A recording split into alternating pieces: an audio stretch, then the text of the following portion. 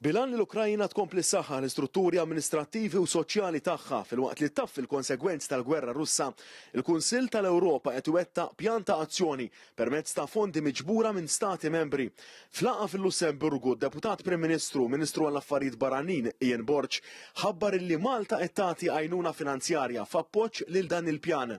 Malta b'mod konkret qed terġa' tagħti l-appoġġ tagħha lill-Ukrajina u lill-poplu Ukren favur il-pjantazzjoni li għandu l-Kunsill tal-Ewropa, propju bil-ħsieb li anke tingħata l-appoġġ u l-għodda meħtieġa sabiex eventwalment terġa' tibni l-istituzzjonijiet u l-kapaċità tagħha wara din il-gwerra. Id-deputat Prim Ministru Ian Borg tenna l-impenn tal-Gvern Malti favur il-paċi u għaldaqstant spjega li din l-għajnuna bl-ebda mod se tmur l-armamenti u munizzjon. Fl-istess ħin Malta ilha tappella l-paċi u għaldaqstant l-għajnuna tagħna qatt ma tkun lejn il-militar jew il-munizzjon imma tkun għajnuna jekk hux umanitarja, jekk hux bħal din illi fl-aħħar mill-aħħar tgħin sabiex jerġgħu jinbnew l-istituzzjonijiet u l-governanza Ukrena jekk Alla jrid meta tieqaf din il-gwerra.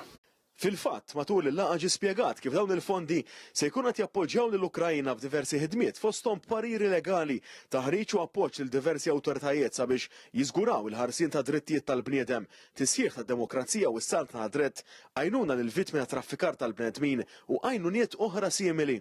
Id-deputat Prim Ministru Ian Borg preżenta l-għajnuna finanzjarja ta' Malta lis segretarju ġenerali tal-Kunsill tal-Ewropa Alain Berset fl-laqgħa li kellhom hawnhekk ġewwa l-Lussemburgu propju lejlet illi Malta tieħu f'idejha il-presidenza tal-Kunsill tal-Ministri tal-istess organizzazzjoni għas-sitt xhur li ġejjin. Massimo Oksisa għal TVM News mill-Lussemburgu.